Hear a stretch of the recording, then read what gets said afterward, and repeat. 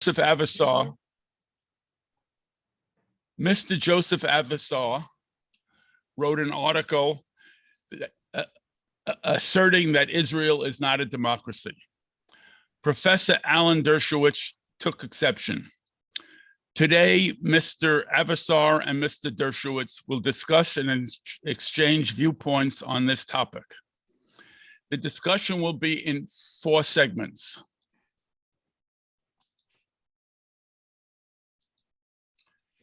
There will be opening statements by each of up to 5 minutes each. This will be followed by 3 rounds of substantive questions and responses. Responsives will be up to 4 minutes each. Direct questions and responses, 3 more rounds will follow, up to 3 minutes each.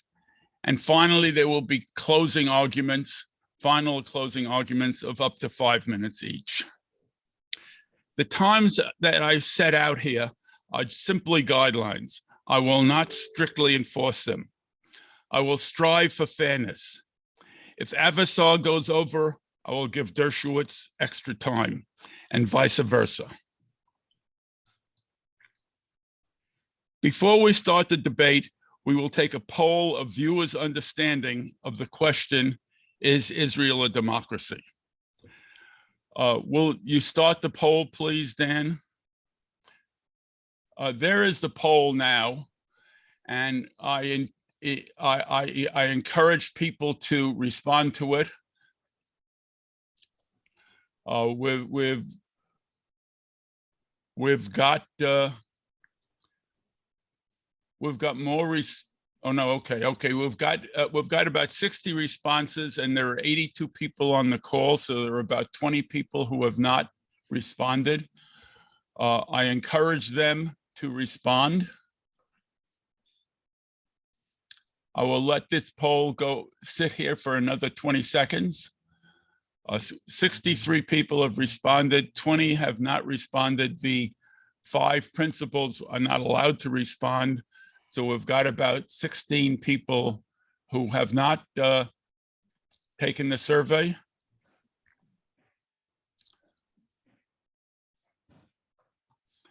Okay, Dan, I think you can end the survey now. Okay, the results are that 42% of the people, 27 out of the 65 who voted, said yes, they think Israel is a democracy. And 38 of the 65 people who voted, or 58%, said no, they think Israel is not a democracy. At the end of the debate, we will repeat this poll. During the debate, all participants will be muted. We encourage you to use the chat to make statements during the debate. Okay. Mr. Avesar wrote the article that triggered today's discussion, so he will lead off. Mr. Avesar, please make your opening statement. All right, thank you all for joining. Thank you, Jeff, and thank you, Dan, and thank you, Professor Dershowitz. This is an important issue. Is Israel a democracy? That's the question. Our organization, the Israeli-Palestinian Confederation, believes that the only way to make peace between the Israelis and the Palestinians is to have a true democracy. A democracy that would include the entire area of Israel, the West Bank, Gaza, and Jerusalem, based on true democratic principles, a secular government that would be independent and separate from the Israeli and the Palestinian governments. So that it is clear, we are not calling for the dismantling of the Israeli or the Palestinian government. We are calling for the creation of a common government for the people of Israel and Palestine together, based on true democracy, without the without religion, without the inclusion of religion. I do not believe that Israel is a democracy. And I'm going to give you 5 reasons why Israel is not a democracy. When you consider what I am saying, please consider all 5 reasons, not pick one over the other, but consider all of them. The first reason I think Israel is not a democracy is because the Palestinians under Israeli control in the West Bank, Jerusalem, and Gaza are not included in the system. In order for it to be a democracy, everyone has to be included. You have 6 million Palestinians in those areas that are not entitled to vote, are not entitled to participate, are not entitled to choose their government or the Supreme Court. But they have to comply with Israeli laws. They have to comply with the Israeli government's laws and with the Supreme Court laws. At the same time, you have Jewish settlers in the exact same area in the West Bank living right next to Palestinians.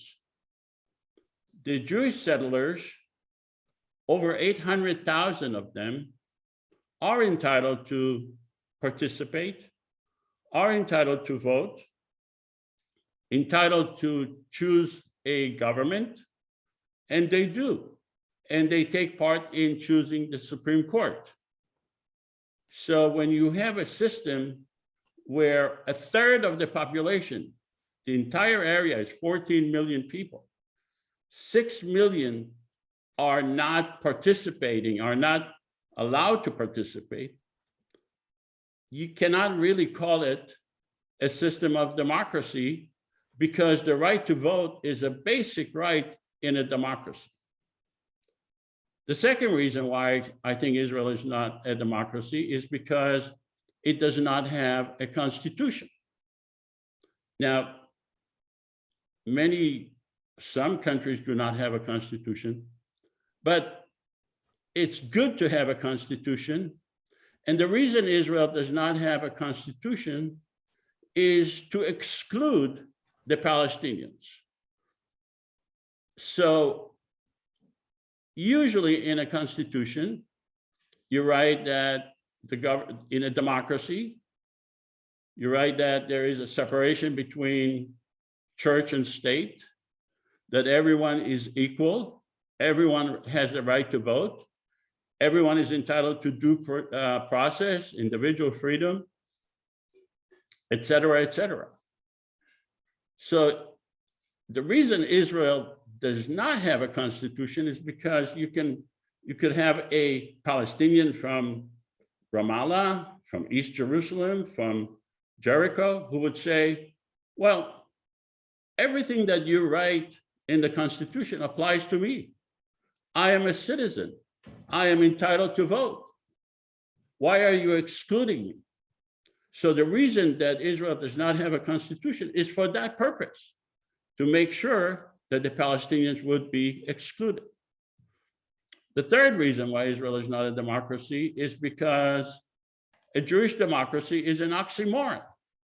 The whole purpose of having a democracy is to separate from religion, is to give the elected officials the power to decide on their own, to weigh the issues on their own.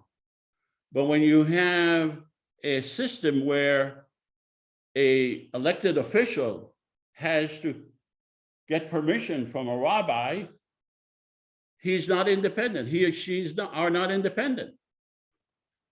And you want to have independence and independent thinking elected officials.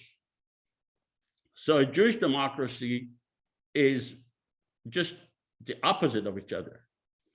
The fourth reason why Israel is not a democracy is that the Supreme Court in Israel is not independent. What do I mean by that? What I mean is that in order for the Supreme Court to be independent, it has to have independent power. Its power has to be the same as the other branches of government, the legislative and the executive. But in Israel, the Supreme Court gets its power from the Knesset, not from a constitution. If the Supreme Court had gotten its power from the constitution, it would be independent. But in Israel, because there is no constitution, the Supreme Court is created by the Knesset, and the hand that gives is also the hand that takes away. The Supreme and the Knesset basically assign, in general terms, what the Supreme Court can decide, but more importantly, what it cannot decide. That's critical, what it cannot decide, because there are many, many issues that the Supreme Court is not touching, and it's not touching for a reason. 7 minutes, Joseph. I'm sorry? 7 minutes are up. Keep going, but Okay, I'm almost done. The fifth reason why Israel is not a democracy is because it doesn't have a separation between the executive and the Knesset. The Knesset is the legislative branch, but all the people that are in the government, I'm talking about the powerful people, the prime minister, the ministers, they're all in the Knesset. So they all pass legislation and they drive 4 or 5 kilometers away and they execute the legislation they just passed. But more importantly, because they are in the government, they are able to ignore issues. They are able not to pass necessary legislation because it would create difficulties for them in the government. So that's a violation of separation of power, violation of transparency, and it's all done in order to overall exclude the Palestinians and maintain Jewish majority. Our organizations support a common government, but the important part of it, I'm not just saying that Israel is not a democracy in order to stick my fingers in Israel's eyes or shame Israel. I am saying it because our organization's goal is to make peace. And when you have a government, such as the government of Israel, that is not a democracy, it is not able to make peace. It basically created a system that politicized religion, that created a trajectory of a religious war.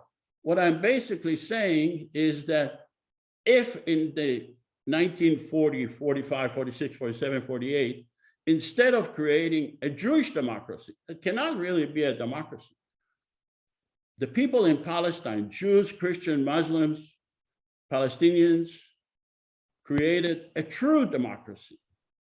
We would not have had the Israeli-Palestinian conflict at all. We would have had peace. We would not have had 74 years Joseph. of war. Thank you so much. okay, thank you, Joseph. That was 10 minutes. So Mr. Dershowitz, you have plenty of time for your opening statement. Can you please start your opening statement?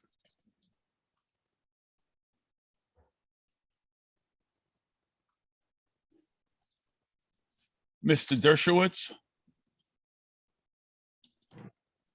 Am I unmuted now? Now you are. Okay, so let me understand exactly what Joseph has said. He's described a country with no written constitution. Okay, that's one, no written constitution.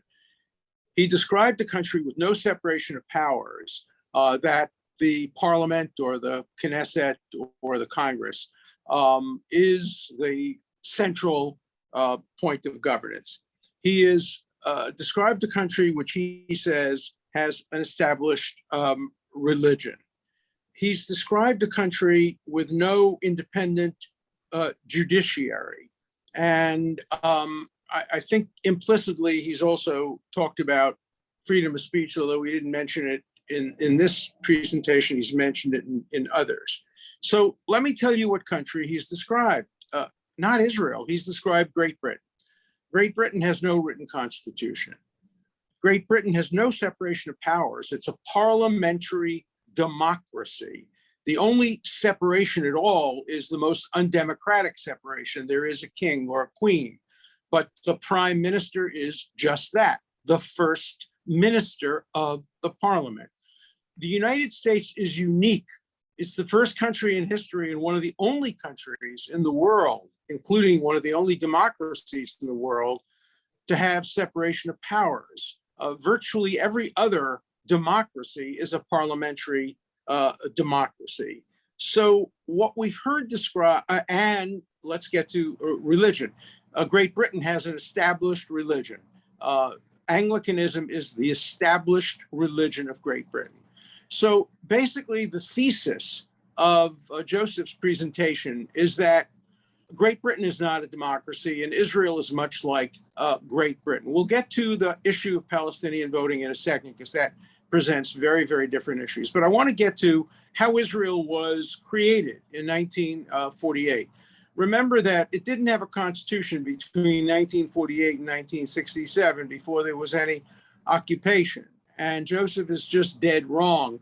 That's the reason there's no constitution has anything to do with the Palestinians. It has much more to do with Haredim and religion in Israel and the issue of separation of synagogue, mosque, church, and state, which is a daunting and difficult issue in religion in Israel, as it is in the United States. In the United States, we are seeing the wall of separation between church and state crumbling. We're about to see a decision by the United States Supreme Court allowing a football coach in a public school to pray, to make a Christian prayer after a football game. We're about to see decisions allowing Christian prayer in schools. So what we're really seeing is Israel not being the United States. The United States is unique in the world, as I said.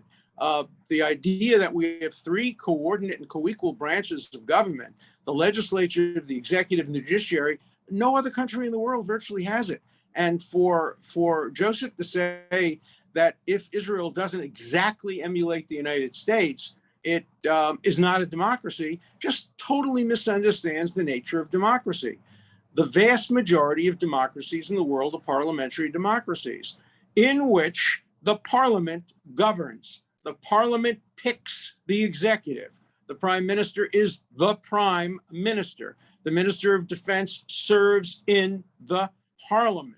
The issue and the courts are created by legislation, not by the Constitution. And indeed, in the United States, even in the United States, the legislature has the power to determine that certain types of cases will not be heard by the federal courts. So of the 5 arguments that Joseph makes, 4 of them are utterly irrelevant, completely wrong, and utterly fail to understand the nature of democracy. All he's really saying is that Israel is a parliamentary democracy, not a republic. Remember, the United States was not established as a democracy. If you mention the word democracy at the Constitutional Convention or when the Bill of Rights was passed, you would have been thrown out of the convention. Democracy is what the French had, the French Revolution. Thomas Paine wanted democracy. Jefferson, Madison, Hamilton, Adams, Washington, and others did not want democracy. It was Ben Franklin who said, it's a republic if you can keep it. Of course, the United States didn't allow women to vote, non-property owners to vote, African-American people to vote for many, many years. It was an imperfect democracy. It is still an imperfect democracy. But to say that Israel is not a democracy because it doesn't have a written constitution, the written constitution has absolutely nothing to do with the Palestinians. It has everything to do with the Orthodox Jews. But to say that they don't have a constitution makes them not a democracy is to suggest that Russia is a democracy. Russia has a wonderful constitution. It actually does separate powers. It actually does give independence to the judiciary. And of course, it is the furthest thing in the world from a democracy. Democracy is something in action. It's a matter of degree and it's a matter of practice. In Israel, people can say whatever they want. They have more freedom of speech than in almost any other country in the world, except for the United States. They have probably more freedom of speech in Israel than they do in Canada. In England, England has an Official Secrets Act. Israel has one too. Of course, England and Canada make it much easier to sue for defamation. There are no such things as perfect democracies. But to single out Israel and say it's not a democracy, and to say that Great Britain is a democracy, or France is a democracy, or Italy is a democracy, they all have incredible imperfections. So let's turn now to the occupation.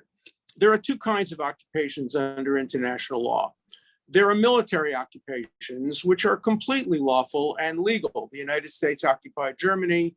The United States occupied Japan. When a country invades another country and attacks another country, generally an occupation follows. And let's be very clear that Jordan attacked Israel in 1948. Israel tried desperately to keep Jordan out of the war. They offered not even to take over the Kotel, the Wailing Wall, not to take an inch of Jerusalem, not to take an inch of the West Bank.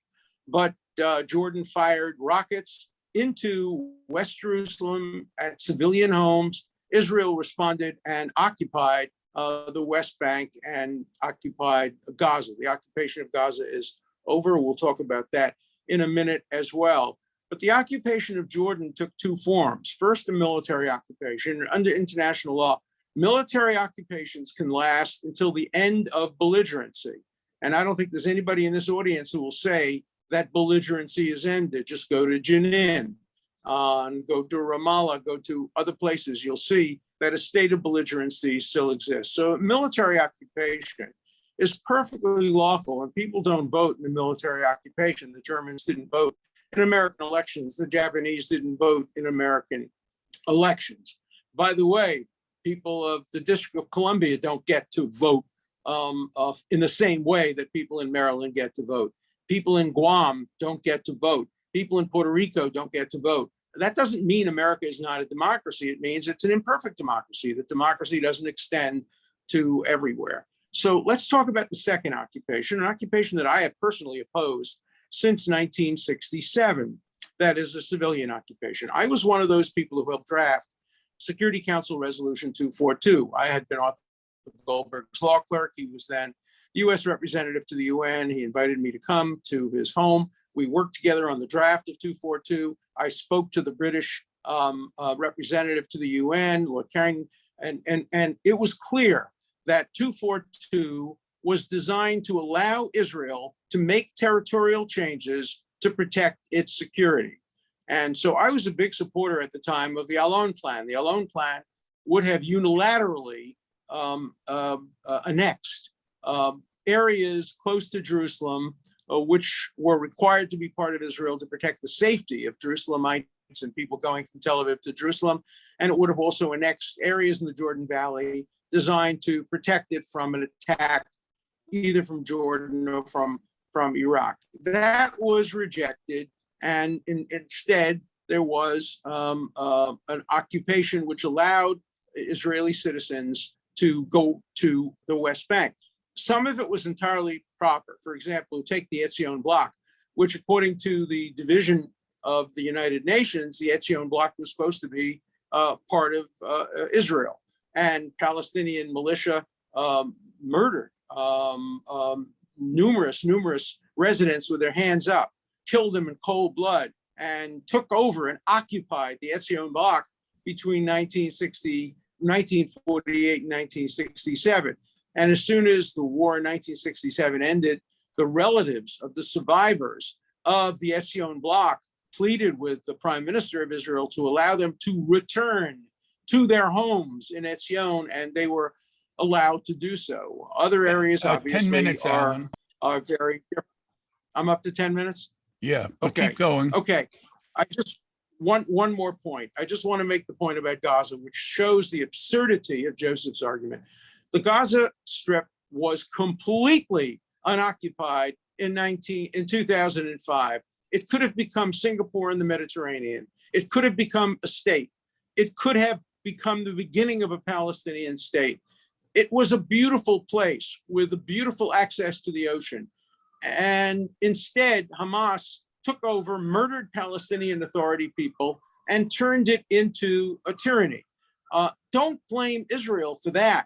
When Gaza is independent and separate, and instead of being a great state and a good financial state, which would have gotten great support from Europe, it turned itself into a rocket launching military battleship. And Israel doesn't reoccupy it.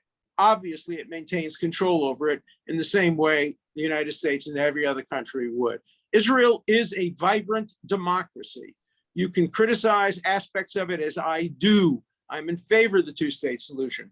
I'm against the influence of religion in Israel. That affects primarily Jews, not Muslims or Christians. But Israel is a democracy. And the fact that this started even before the debate with a majority of the listeners saying Israel was not a democracy shows the incredible bias of the audience. I hope you will have an open mind for the rest of the debate. I would like to respond, first of all, regarding the West Bank and Gaza. They are totally under Israeli control. Just a second, Joe. Thank you, Alan. That was 11 3/4 minutes. I just want to say there are now 106 people who are participants, and there's a lively discussion going on in the chat. So I encourage everyone to use the chat. We're now going to move into part 2, which are several rounds of substantive questions. And the first question will come from Mr. Avesar. Mr. Avesar? I believe that this is not a question. We're having a segment where we are responding to each other. Okay, fine. And then we go into questions. Okay. All right, so I would like to respond to Mr. Dershowitz.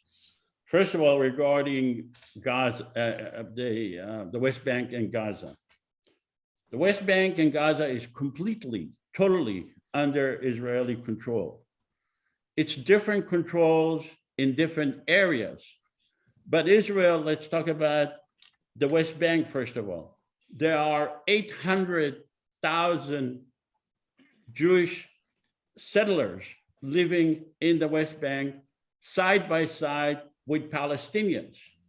So you can make all the arguments about different kind of occupations. And I think you ended up saying that it is an occupation, it's a civil occupation. But when you have 800,000 Jewish settlers living next to Palestinians, sometimes in the same house, 50 yards from each other, you cannot really make any argument in good faith that those people should be excluded from the system. There is just no argument you can make on that. Now, you're trying to make an argument about Gaza because in Gaza, there are no Jewish settlers. But Israel controls the air, the sea, and the land in Gaza. The people in Gaza have to comply with Israeli government's decisions regarding everything, regarding their ability to move out of Gaza, regarding goods coming into Gaza, regarding the air, regarding having an airport, regarding a seaport, regarding fishing. If you control them for 54 years, you see, the whole purpose of having a democracy is for the people to decide who their government is. But what's happening in Israel, it's the other way around. The government decides who their people are. And that's not a democracy because the Israeli government says, these people here, we will control them, but we're not gonna give them the right to vote. That's not a democracy. Now, when we bring England into or other countries, I am not a political scientist, but I can tell you that there are no 6 million Palestinians in Great Britain that are under Britain's control. There are no third of Britain's population that is not allowed to vote. So, and even if you bring me some country around the world that is similar to Israel and Palestine, which I don't accept that there is a similarity, even if you claim that Great Britain is a democracy and therefore that I never mentioned Great Britain, but let me tell you, if I am a smoker in Tel Aviv, it doesn't make me any healthier if there is a smoker in Great Britain. We both have to be healthy, and it doesn't make me healthier that there is another country that is not a democracy.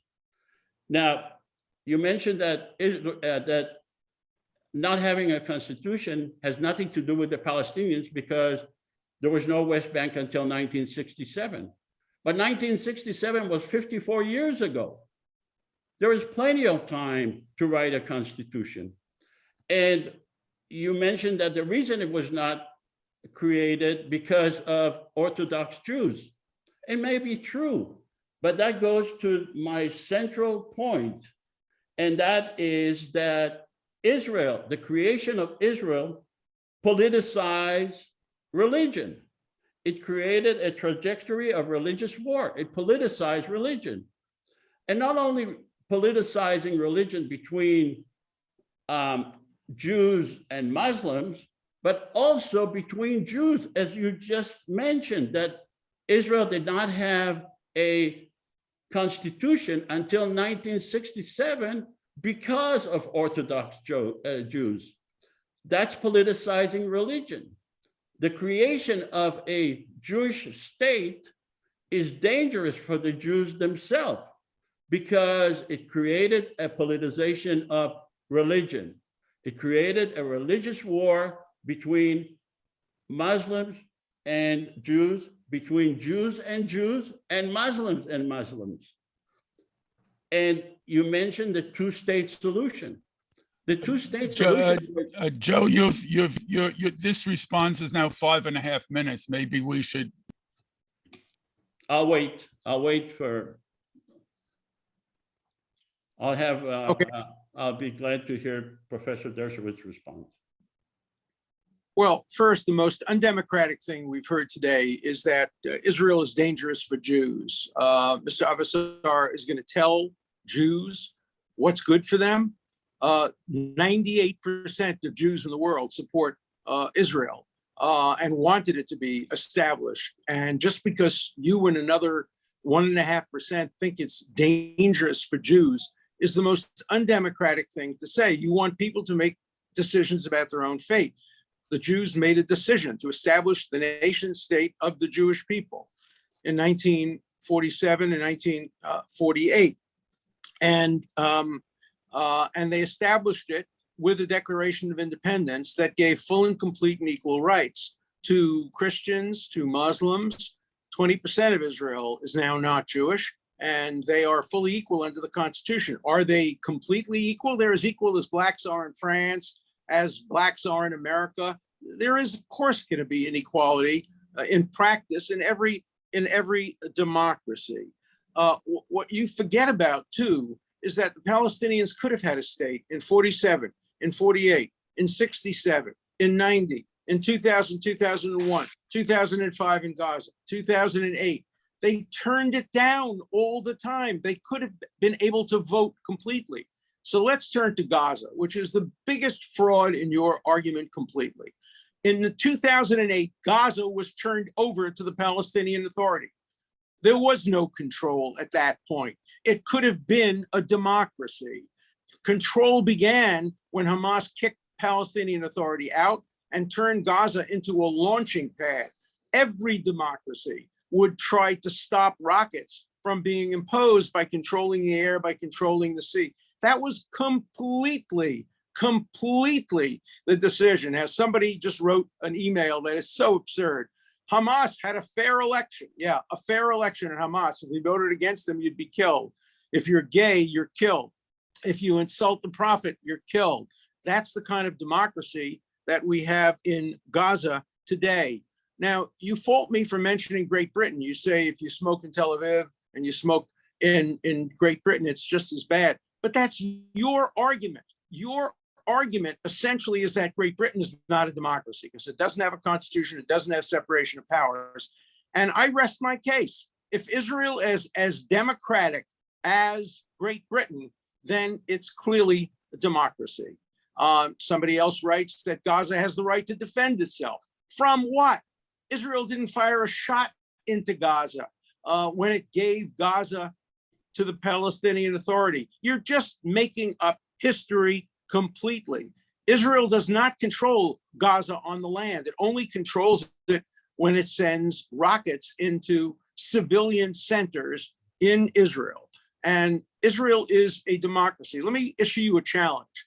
Name one country in the world faced with threats comparable to those faced by Israel, from terrorism, from Iranian threats of destruction. Name one country in the world that has a better record of human rights, a better record of compliance with the rule of law, a better record of concern for civilians on the other side.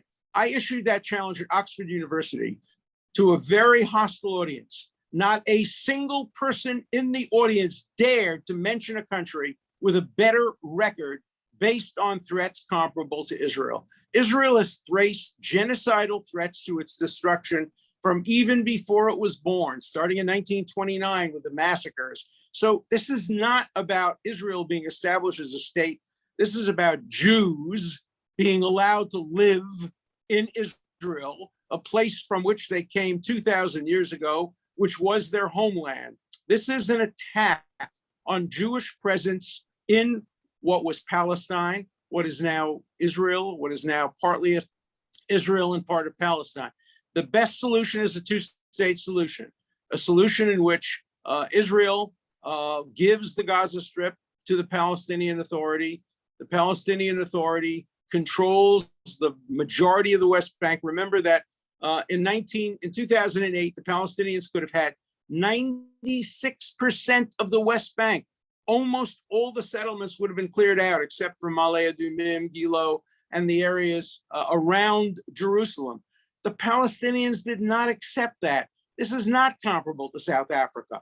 In South Africa, before Mandela, nobody ever offered Black people the right to vote, the right to control themselves, the right to have their own country. But Israel has offered the Palestinians the right to have a state. 47, 48, 67, 90, 2000, 2001, 2005, 2008. Palestinians do not know how to take yes for an answer.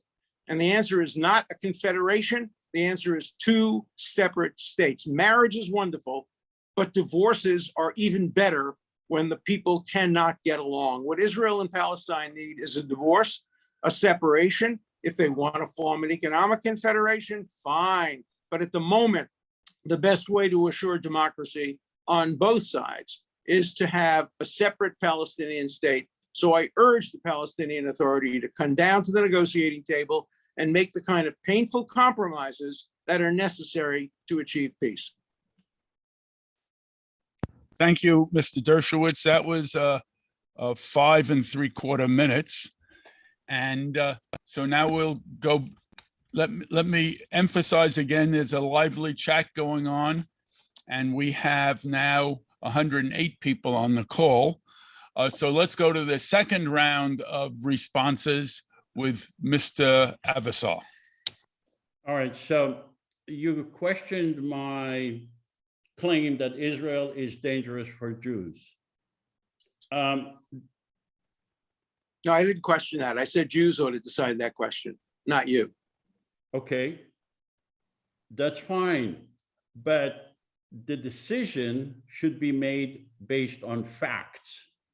And the facts are that since 1948, 74 years of constant wars, terrorism, missiles falling from the air, over 200,000 people have been killed, 23, and that's my estimate, 200,000, but over 23,000 of them are Jews.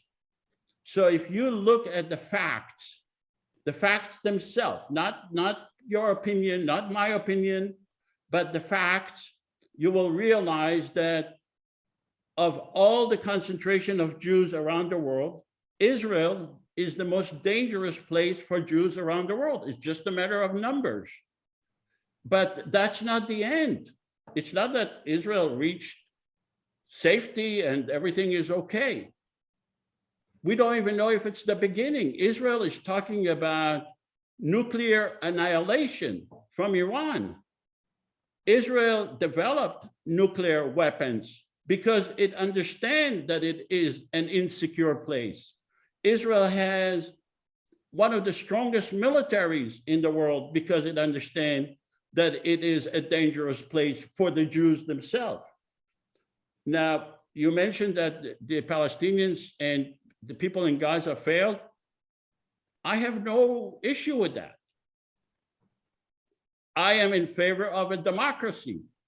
The Hamas is not the people I vote for.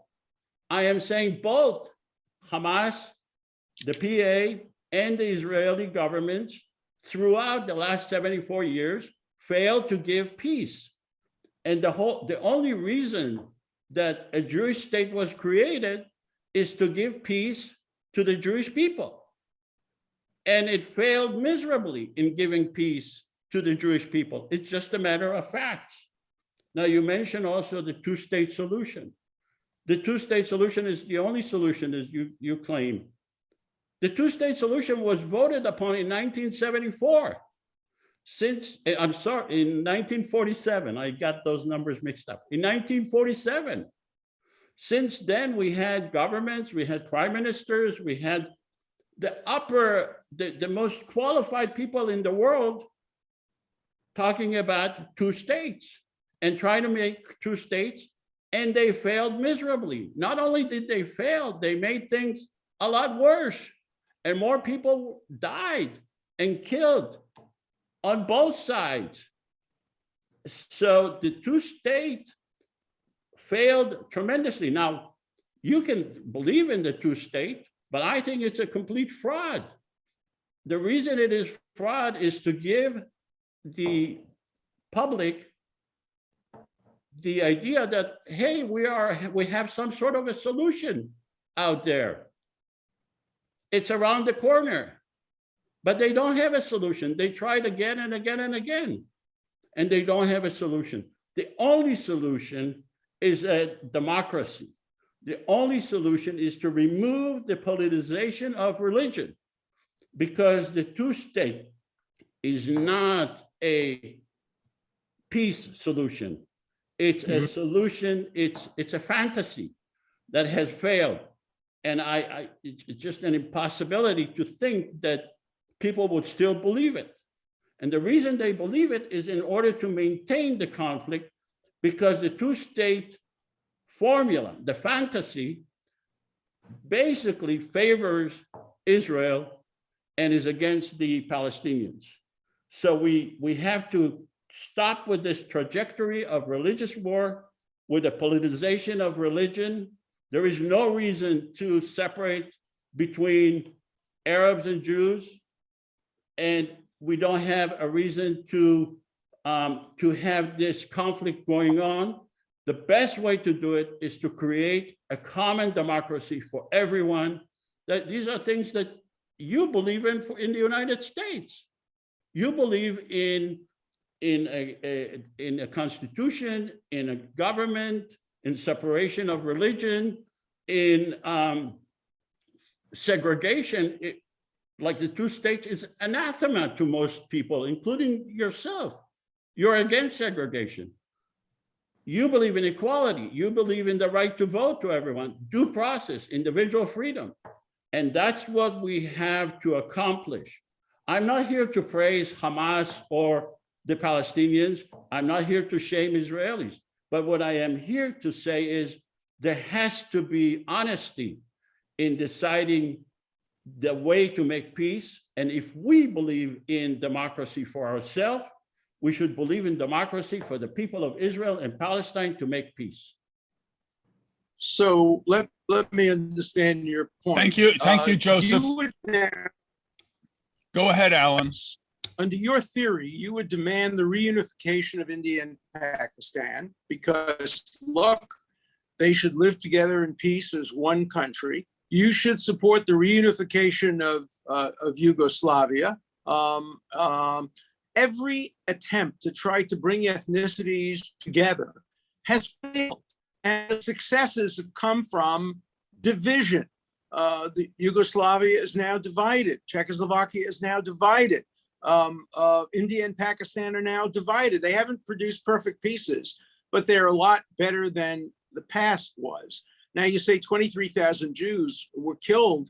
Yeah, they were killed by Palestinians who refused to accept a Jewish state. Let's go back to the history for just 1 second. 1947, the United Nations suggests a division of the British mandate into essentially three. The vast majority of it was made already into a Palestinian state called Jordan, or an Arab state called Jordan, but the remaining state would be divided, and the Jewish population would have a sliver of land along the Mediterranean coast, plus a decontrolled Jerusalem, or a multiply controlled Jerusalem, plus control over Tel Aviv.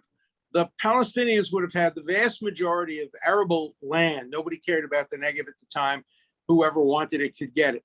But the Palestinians had a phenomenal deal in 1947.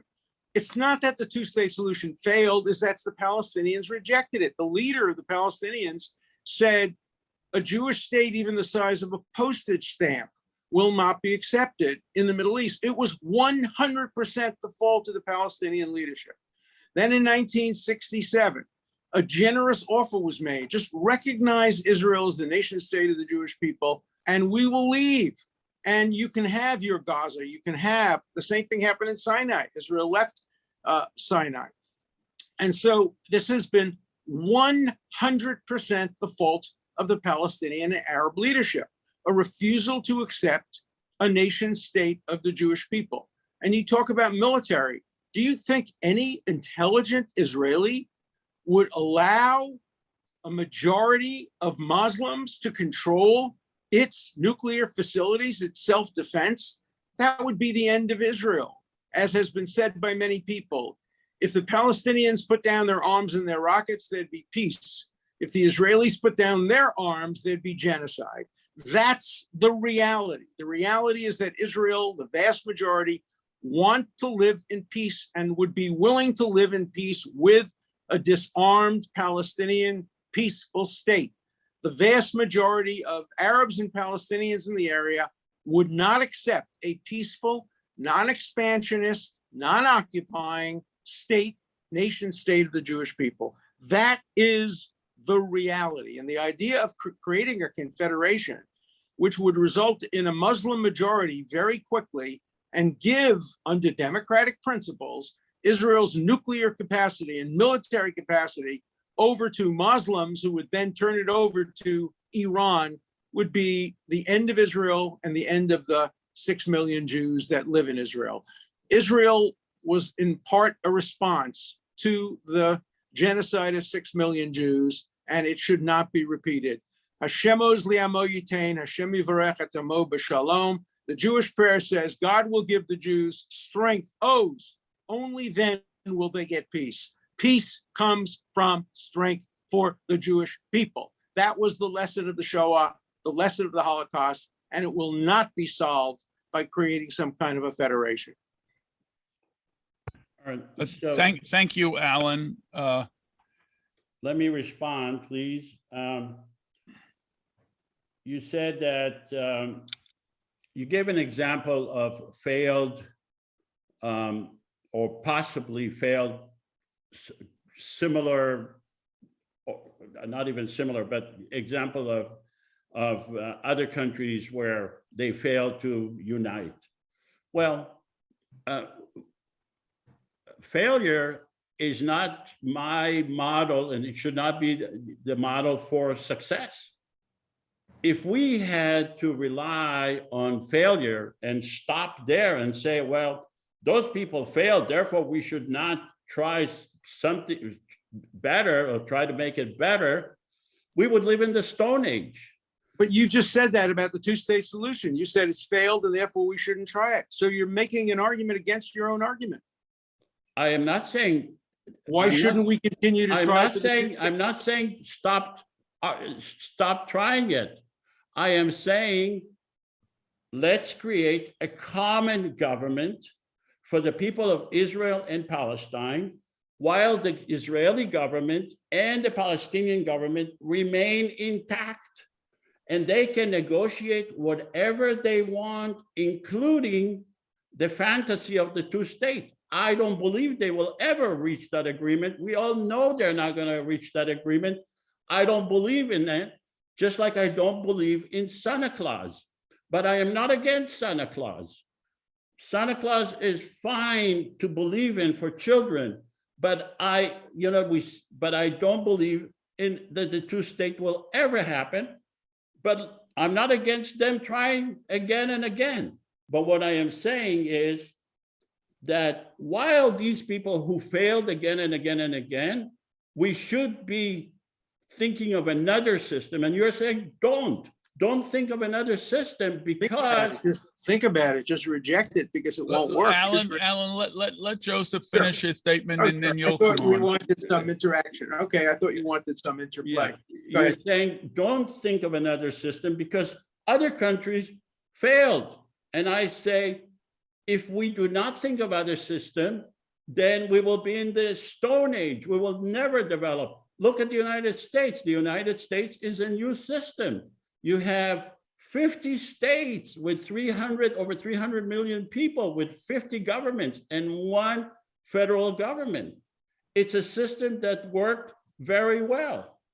Now, you blame the Palestinians and you say until the Palestinians will accept the Jewish state, there is not going to be peace. And that worries me even more because basically you're saying that the Israeli government is unable to make peace, that we have to continue this war forever until the Palestinian governments decide to change its mind.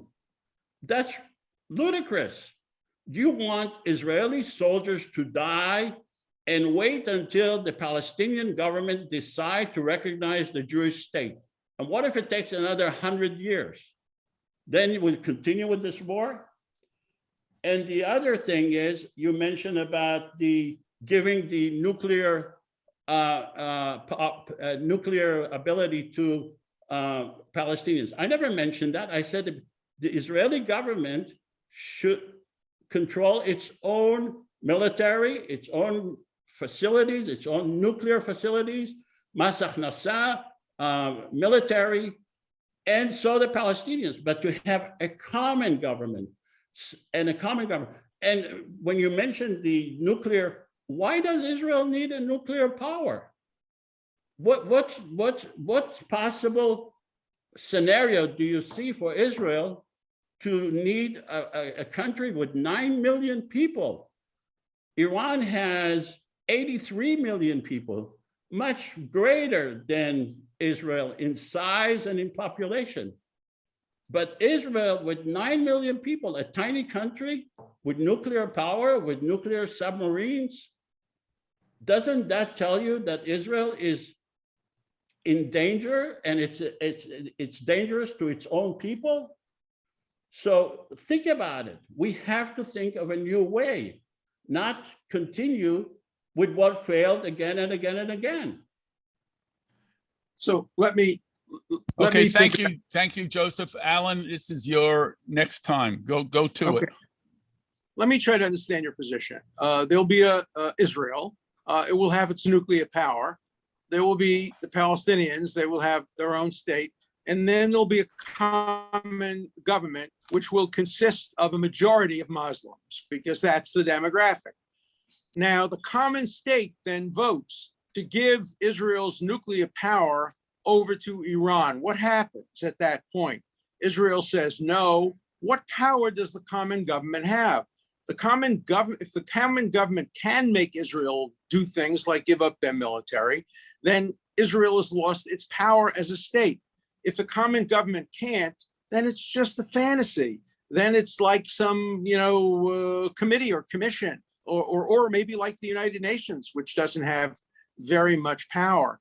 And so the idea of it's either a confederation with power or without power. If it's a confederation with power, then it means the end of Israel as a state. And you say, why does Israel need nuclear weapons? Thank God for Israel's nuclear weapons to deter Iran from doing what its leaders have said it's wanted to do: destroy the Satan, the small Satan and the big Satan. The very idea to Iran's mullahs of a Jew being in charge of his own life and his own government is anathema. And that's why you'll never get a peace in this way. You say it's futile. I had dinner with Abbas when he went to visit the President of the United States, and we talked a lot about the two-state solution. And although he said he could never accept the concept of a Jewish state, because that made it sound like it's a religious state, he said he might be able to, at some point, accept the concept of the nation state of the Jewish people. And that's exactly what Israel is. Let's remember who Israel's founders were. They were an atheist named Ben-Gurion, an agnostic. Israel had very few religious leaders, and the number of religious Orthodox people, even in the population, was fairly small. It was a secular state of the Jewish people, just like France is the nation state of the French people. Italy is the nation state of the Italian people. Israel is the nation state of the Jewish people. Unfortunately, it's had to make compromises. I have on my wall a handwritten letter from Ben-Gurion about how those compromises should be made, not giving the religious too much power, but giving religion the right. Herzl talked about keeping the rabbis in their temples and having a strict separation of church and state. That's something Israel should work on. I hope it will achieve it someday. But the idea that a confederation without power or with power will solve the problem more than a two-state solution is, I think, wrong. But let's get back to the topic. Israel is a democracy. It is as much of a democracy as the United States, England, France, Italy, much more of a democracy than many other countries that use the term democracy. It is a true parliamentary democracy where free speech is permitted, where raucous debate is allowed, where the majority prevails, and where the Israeli government has offered the Palestinians 6 times a state of their own to be. And by the way, the Palestinian state constitution demands no separation of mosque and state. It demands Sharia law. It declares the Palestinian Authority to be a Muslim state. And you're therefore suggesting that the Palestinian state, as proposed by the Palestinian Constitution, would not be a democracy. And my answer is, let the Palestinians decide for themselves what the nature of their government should be. Let there be a Palestinian state, disarmed, unable to make war in Israel. Let Israel take over the areas of the West Bank that are necessary to its security, consistent with Resolution 242. Gaza is its own problem. Right now, Gaza is a warmongering terrorist society that won't make peace with Israel. And so the only response is an armed response. Thank God Israel has the capacity and the weapons to defend its civilians against Hamas rockets, which would be hitting downtown Tel Aviv, if not for Israel's efforts through various technologies to prevent Hamas from getting its way. Thank you. Let me respond. No, just a second. Thank you, Alan. So the time equivalents are now within 30 seconds of each other. So your guys are even time. We're now up to the third part of this debate, which are direct questions between Mr. Avesar and Mr. Dershowitz. And so we're gonna start with Mr. Avesar to ask the first question. Okay, I just want to reply that with regard to the confederation that we suggested, the Confederation gives a veto power to the Israeli and the Palestinian government, and you participated in our simulation and you praised it. I'm surprised that you are now against it. With regard to Iran,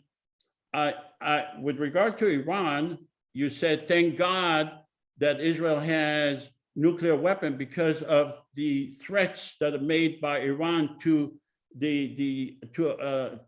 destroy Israel. But let me remind you that Israel developed its nuclear power in the 50s.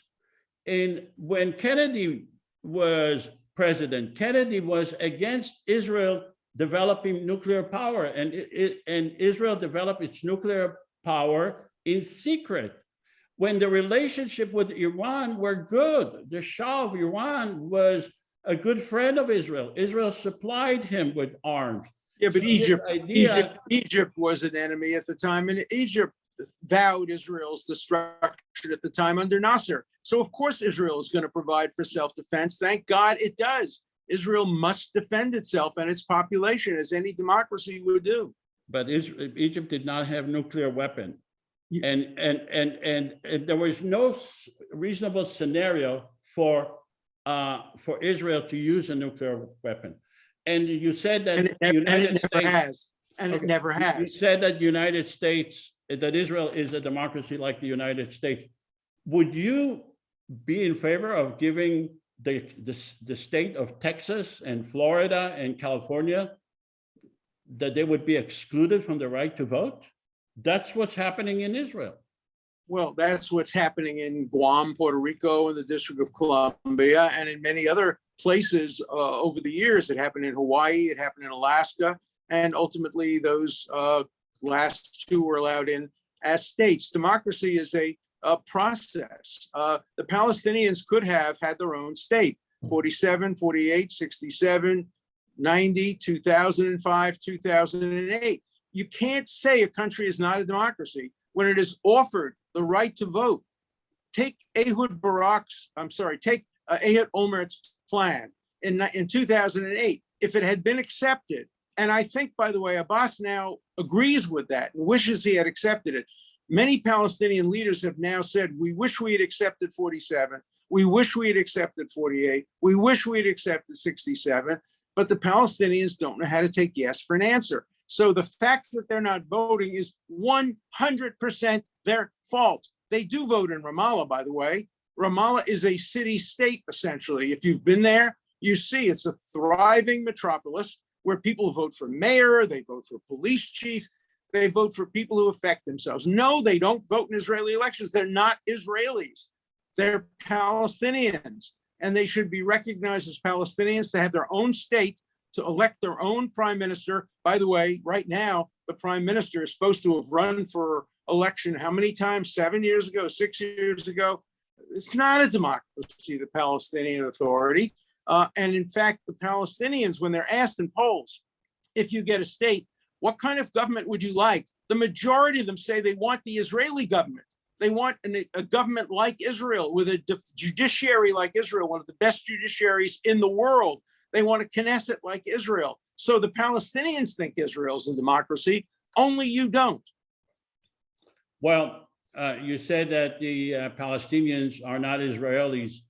That's right. That's the whole point. They could be Palestinians, though. You do not get to designate people and say, well, we give you a different designation, we control you, but we'll give you a different designation. And because you are given a different designation, you do not have the right to vote. That's their choice. That's their choice. And I want to ask you this question. The question directly is, let me just reply to one thing that you said about the Israeli Supreme Court being the best in the world. It is one of the best in the world, and it's so the Israeli Supreme Court did not ever deal with the right of Palestinians to return to their home after they became refugees in 1948. They are citizens of the area. They are citizens who left their home to avoid violence, and they were not allowed to return. Why would you call the Israeli Supreme Court the best in the world when at that time they were half the population, if more than half the population, not allowed to return? What kind of Supreme Court would do that? The Supreme Court in Israel did not deal with the military occupation. It does not deal with preferential status given to settlers. Settlers are allowed to vote. Within 50 feet, the Palestinian is not allowed to vote. How is this just a good Supreme Court? It does not allow it.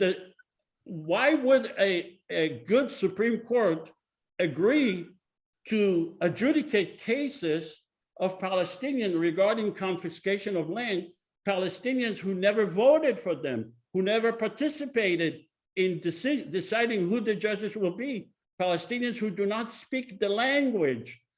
That is a good Supreme Court that is willing to take cases against Palestinians about confiscation of land. That's not a good Supreme Court. Why is the Supreme Court agreeing to not dealing with administrative detentions of Palestinians, putting them in jail without having the right to be tried by a jury of their peer or judges of their peer? So you can't have it both ways, Professor Dershowitz. So do you have a question? Do you have a question for me? Because I have questions for you. I do have a question. Ask me my question. Okay, I apologize. I only have another 10 minutes for this debate. Okay, I have a question for you. We're allowed 3 questions, so I'll have a question for you. Hold, excuse me, just a second. Alan, did you say you're going to be leaving in 10 minutes? Yeah, I mentioned before, I have to go by 1:30, so we have to finish by 1:30. Okay. So I have a question. In that case, why not do closing statements at this point? No, I would like to ask.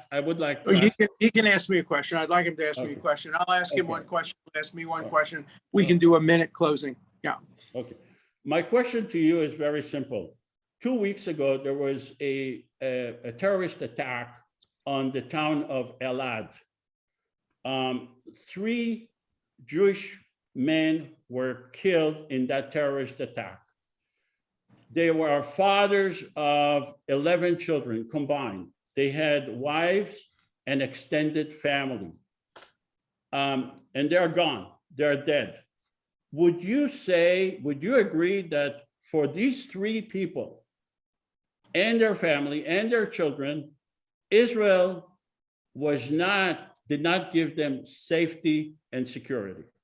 I would say ask that to them, and they will tell you, I assure you. I'm asking you, I'm not asking them, I'm asking you. I believe in democracy. I think you ask those people, they will tell you that establishing Israel has saved millions of lives. If Israel had been established in 1930, it would have saved many millions of lives. Having Israel is great safety to Jews. Safety is expensive.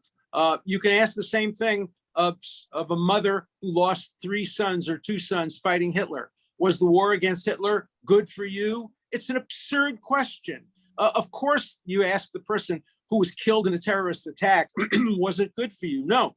But when you ask somebody who came from Russia, who came from Ukraine, who came from France, suffering from anti-Semitism, to Israel, they'll say it was absolutely essential to have a nation state of the Jewish people that finally opened its doors to Israel, that did what Roosevelt didn't do, that did what Churchill didn't do, that did what other countries didn't do. And yes, it takes the sacrifice of lives to do it. When I was growing up, a young boy in my neighborhood named Moshe Perlstein was killed defending Jerusalem. He went to Israel to help defend Israel in 1948. Freedom, security, safety requires sacrifice. Many Americans, many people of many countries died.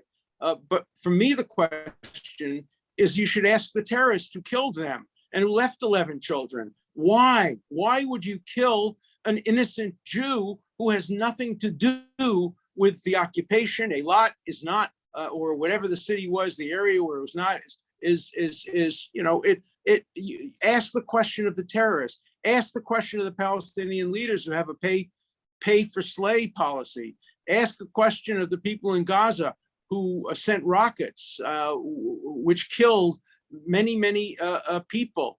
And Israel has been wonderful for the Jewish people.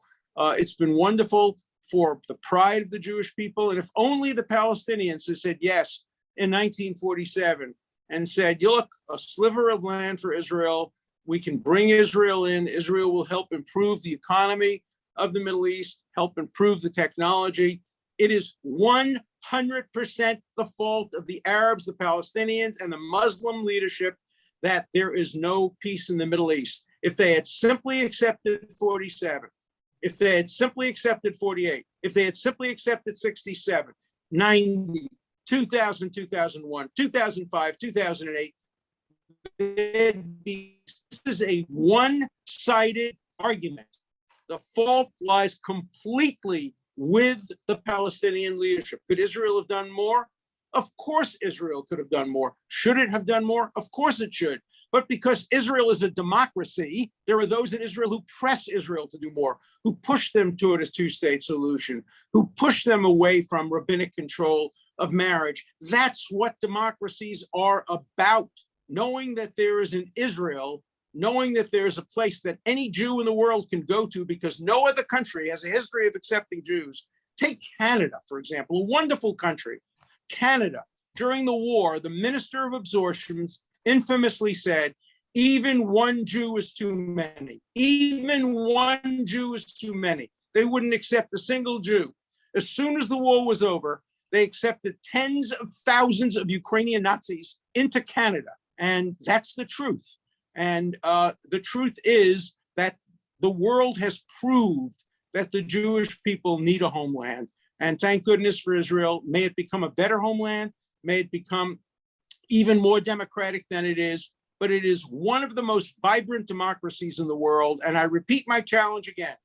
Name a country in the world faced with threats comparable to those faced by Israel, which has a better record of democracy, a better record of human rights, a better record of compliance with the rule of law, and more concern for the lives of enemy civilians. I challenge you to name such a country before this debate is over. I cannot name it. Okay, because- And I cannot name it. And I'm not, that's not really the issue. I cannot name a country that politicizes religion in the same way that the Israeli Palestinian does. And if there is such a country, then shame on them. I am against the politicization of. Okay, guys. I am against the politicization of religion. So am I. Okay, but you keep saying that you want a Jewish state. No, I never. No, guys. Never use the term Jewish state. The nation state of the Jewish people. I do not want a Jewish state. Okay. I want a state which is the nation state of the Jewish people. Alan and Joseph, please. A nation state of the Jewish people, right, is politicizing religion. Not religion. It's nationality. Why are you using the word Jewish then? It is because religion. Judaism goes beyond religion. It's a civilization. It's a culture. It's a history. Alan, Joseph. It does not exclude Palestinians. That's they have their problem. They have their own history. Alan, Joseph. It is now 10:19. Alan has to go in 11 minutes. So let's go to closing statements, and I'm going to hold the time hard to 4.5 minutes each. So Joseph, please start your final question, your closing statement, and I will cut you at 4.5 minutes. All right. Okay. Thank you so much for this debate. I think it was very interesting. So that it is clear, my point of view and our organization point of view, we understand all these issues that just came about. And our vision is not to continue with these arguments and we believe that the politicization of religion is the problem, not the solution. So we therefore propose the creation of a common government for the people of Israel and Palestine in the West Bank, Gaza, and Jerusalem, with 14 million people, based on secular democracy with 300 parliament members, Israelis and Palestinians, who will vote together on issues and who will have their own point of view on how to make peace. We understand that the Israeli government and the Palestinian government failed, but we also understand that we cannot dismantle them. It would have been better if there was one secular government, but we cannot dismantle the Israeli and the Palestinian government. So we say, let's create a common government for the people of Israel and Palestine together that would pass legislation and would give a veto power to the Israeli and the Palestinian government. And Professor Dershowitz participated in the simulations that we conducted, and he praised it. So I'm very surprised that you are now taking a position against it, because if you look at our website, you'll see yourself praising that formula. I'm not here to argue who is right and who is wrong on the Israeli or the Palestinian side. I am saying that because Israel is not a democracy, it politicized religion, and it is unable to make peace, and we have to think of another formula, and that's the formula we suggest. Thank you. Okay, thank you, Joseph. Alan, please give your closing statement. Judaism is more than a religion. It's a civilization, an ethnicity, a culture. If you don't believe that Judaism is more than a religion, ask Hitler, he'll tell you. They killed people who were Jewish not by religion. They killed Catholic priests who had converted from Judaism. Judaism is a much broader definition. And the reason we have a conflict is that religious Muslims, headed by the Grand Mufti of Jerusalem, who had spent the war years with Hitler trying to exterminate all the Jews, is that the Grand Mufti turned this into a religious conflict. He refused to accept a secular Israel, a socialist secular Israel, organized by people like Weizmann and Ben Gurion and others. He refused to accept a single Jew, however you want to define it. The Jewish people as a people have the right to have their own nation, just like every other group has the right to have its own nation. The Palestinian people should have the right to have their own nation if they want to live in peace with Israel. And so the solution is to have a nation state of the Jewish people, a peaceful nation state for the Palestinian people. And the reason that I'm opposed to the Confederation is it's not a solution. I'm happy to have it tried, do it, as long as you keep Israel strong and powerful and able to defend itself. If the Israeli people then want to join a confederation like the United Nations, like NATO, or like the European Union, that's okay. I'm not opposed to that, but I just wouldn't give up any Israeli sovereignty, military sovereignty, political sovereignty.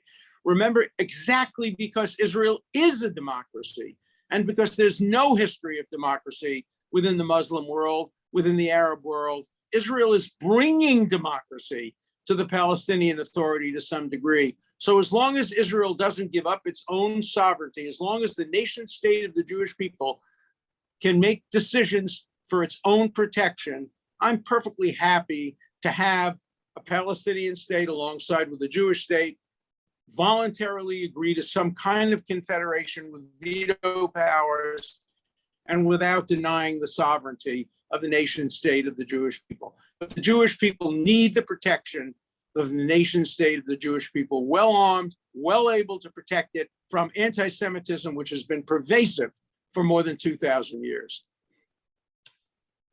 Thank you for inviting me. Thank you, Alan. That was so.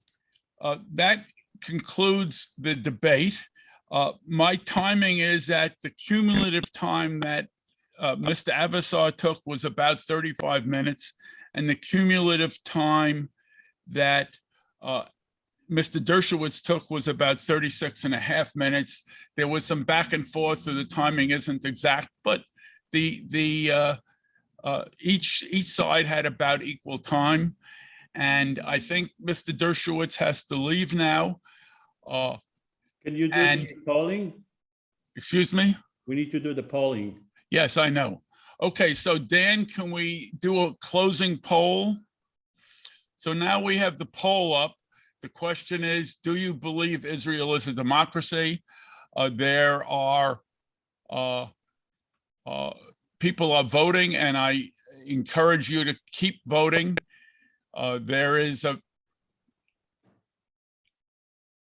we now have about half the people on the call have voted. A little more than half the people on the call have voted. We have 64 people have voted. And there are about 100, there are 90 people on the call, so there's still about 25 people who we would like to vote. I'm going to let this go for another 15 or 20 seconds. We now have 69 people who voted. We now have 70 people who have voted. We still have about 15 people who could vote, 71. Okay, I'm going to call the end of the vote at this point. So the final poll is that 71 people voted. 33 of those people said yes, Israel is it. That's 46% said Israel is a democracy. 38 of the 71 said no, that's 54% said Israel is not a democracy. So there's a split of about 10% each way. It doesn't change the fact that Israel is a democracy. It only reflects the bias of voters, not the reality on the ground. But the debate is interesting. Joseph, do you have a final statement? No, I thought it was a very interesting discussion, and I just would like to invite you to go to our website, and there is the discussion with Professor Dershowitz regarding a confederation, and I think you would see that he supported it. So I'm amazed that he changed his mind, but it's possible to change your mind. There's no question about that. Okay, so I thank Joseph and Alan, and I notice there are a lot of people who have had their hands up, and I know Alan has to leave, but if it's okay with Dan, who's the host, I would say let these people ask their questions. What do you think, Dan? Joseph, is that okay? That's fine with me. Okay. Okay, so Fine with me too. I won't be able to. Fine with me. So Zev has had his hand up for a long time, and we'll follow that with Jonathan and Mr. Libas and Israel Rani. So start with Zev and try to keep these statements down to a few minutes. My question So is, Zev, it's your floor. my question is to Josef Avesar. I wonder, why should we grant the Palestinians any kind of rights if they are, as per their constitution, a Muslim nation?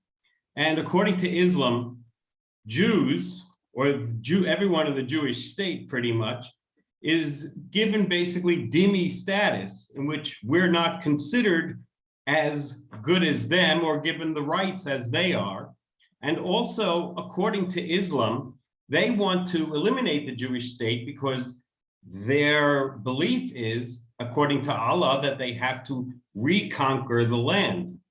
So what's the point of this whole discussion, giving them rights, giving them democracy, if their basic intrinsic values are to treat us not as equals and to destroy us?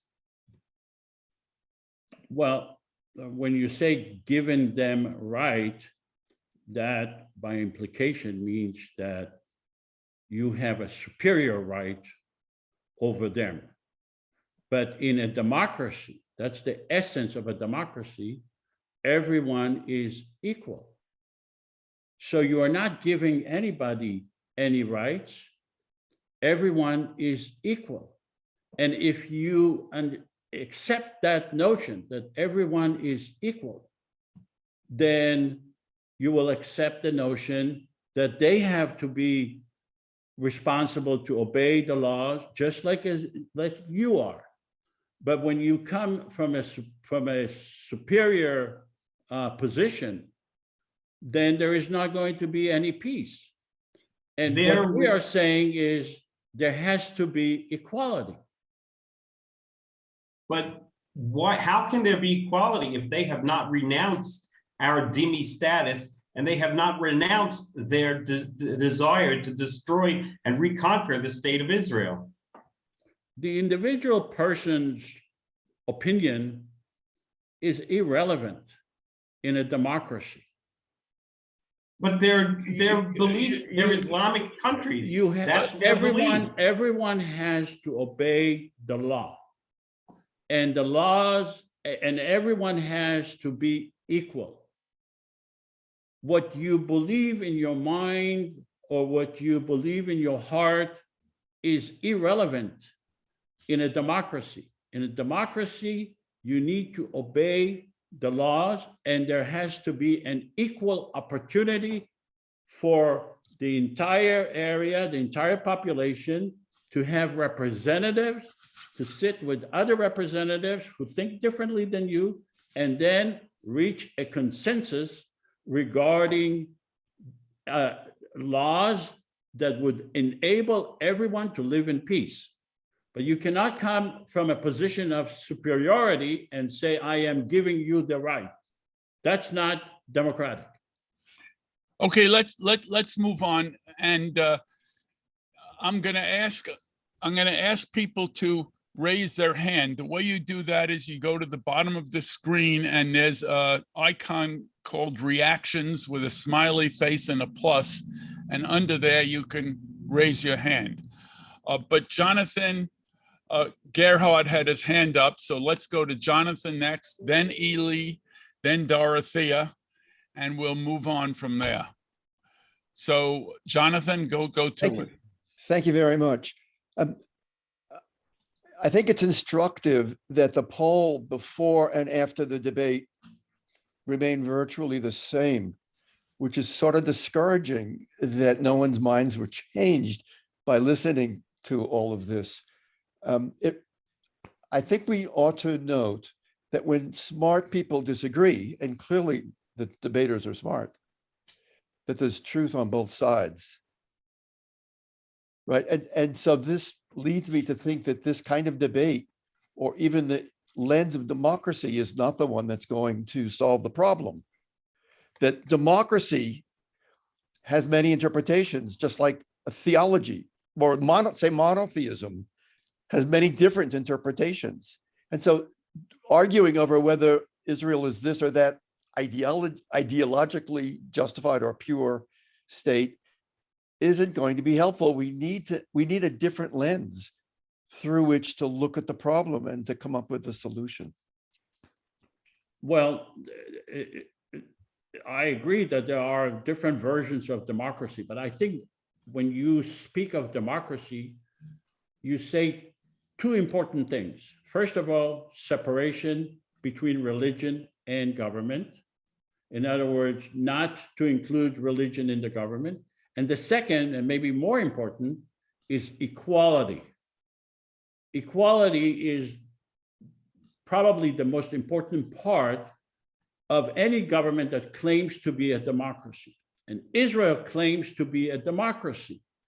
And in order to have a democracy, you have to have equality to the Palestinians.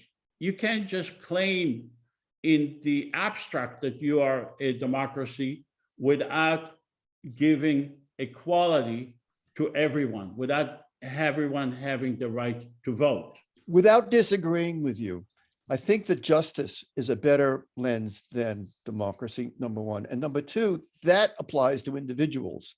I think that we lose the global view, though, that both Israel and Palestinians are clients of larger empires, and that it's the patron states that have much more to say about a solution than the client states. And that's where we're going to find a solution, in looking at it in that larger context. Do you accept the notion of equality in voting? Sure. Okay. Okay, Kamal Barghouti, I see your hand is up, but there are a bunch of people before you. I will call you after Hassan, but right now we're going to Eli Levy. Unmute yourself, Mr. Levy. Okay. I'm definitely deferential, wholly, and summarily to what Jonathan had said. I think in order for us to move forward, and I'll make this really quickly, we have to, agree on what is axiomatically true. We have to see that there is a problem before we go on to the solutions. And that's why this is a fundamental question as to whether Israel is a democracy or not. Of course, it could have been characterized in many different ways. My question to Mr.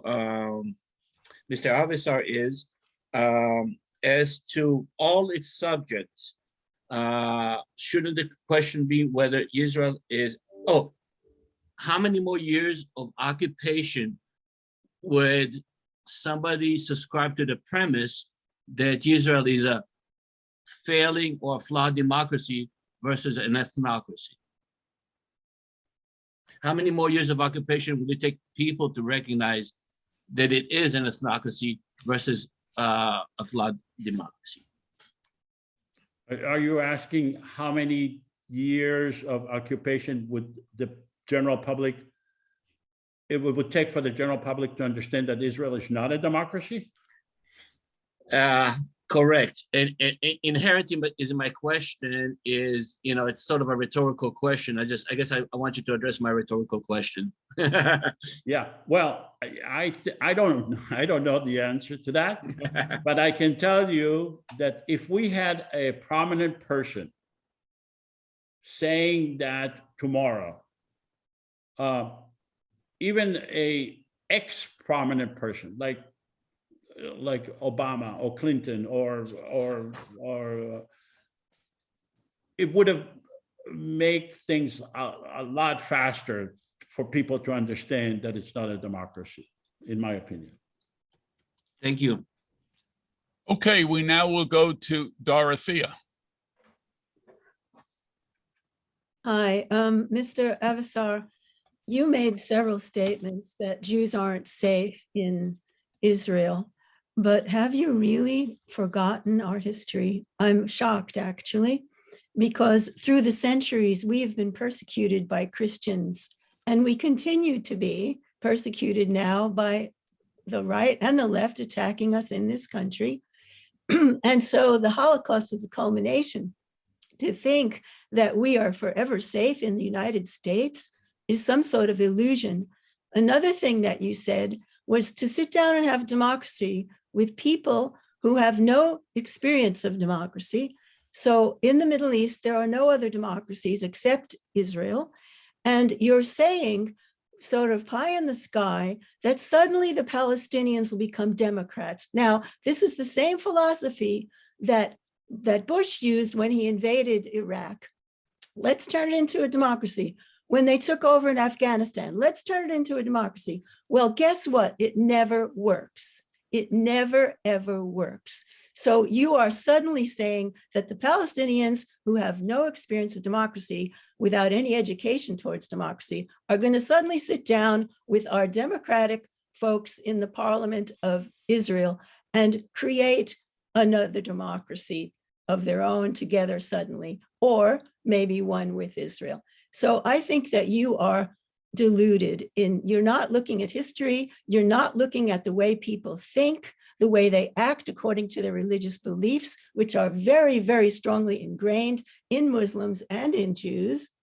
And when you have a fight over a religious issue like the Temple Mount and Jerusalem, it doesn't go away. let's face reality. Let's face human nature.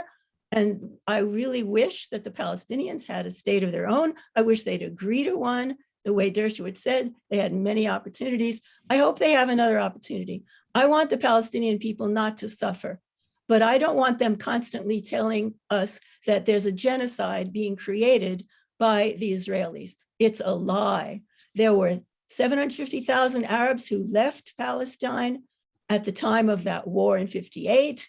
And guess what? How many we have now? 5 million. There is no genocide. All right, so let me address your main question about the Palestinians not having a history of democracy, and therefore, why should we expect them to be participating in a democracy? Is this a correct? Very yeah. good. All right.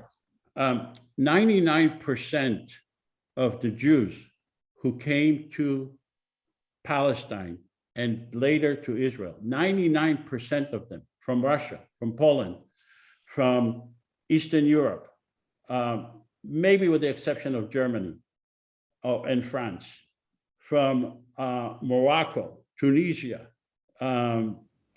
Libya, Iraq, Iran, many other countries. 99% of those who lived in Israel did not have a history of democracy. They participated in the democracy once it was handed to them, but they did not participate. And Judaism itself is not a democratic system. And on top of that, the Palestinians are voting in the exact same rate as Jews in Israel. The Palestinians haven't in the- voted for 10 years. I'm sorry. They haven't voted for 10 years. You say I don't look at facts, okay? So I just want to show you the facts are that the Jews themselves never, for thousands of years, never had a democracy. They learned about it. Voting is They easier. learned about it over time. And guess what? That brings me to another point, the right of return. What about the 850,000 Jews? Let me respond to. No, Dorothea, let Joseph finish and then we'll move on to, we've got 7 people with their hands raised and then we'll move on to Mr. Toma. So Joseph, finish up. Yeah, voting is easier than riding a bicycle. The Jews learned to vote, the Palestinians learned to vote, and when you have Jews traveling from countries or Muslims that do not give the right to vote into countries that do give the right to vote, they vote right away. There's no problem.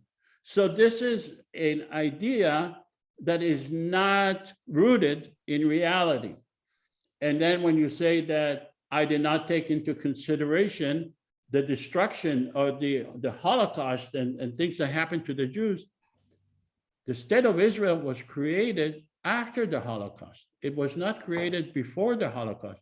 The Holocaust happened in Germany, in Europe, not within any of the Muslim countries. So to associate the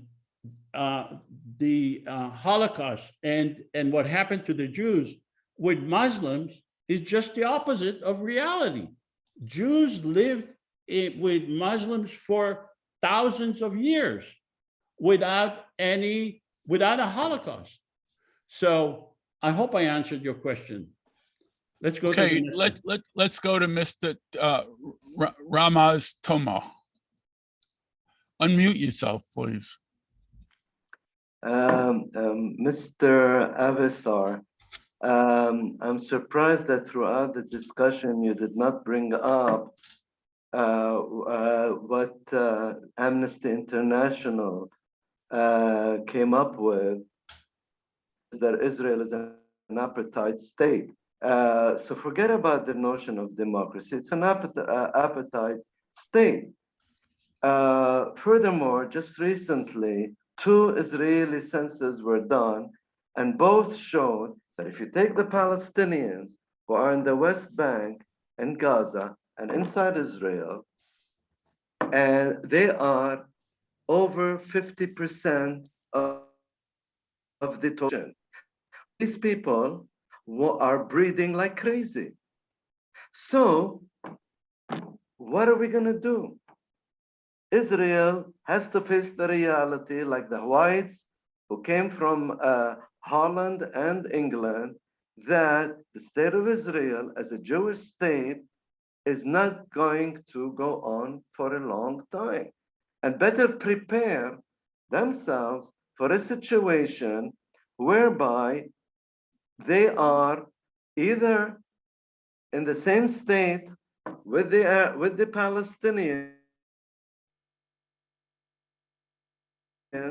because they're going to become a minority, or the Israelis should use their second passports, and most, if not all Israelis, have a second passport to start migrating to America, Canada, Germany, France, and so on. Do you Ramaz, agree with me or not?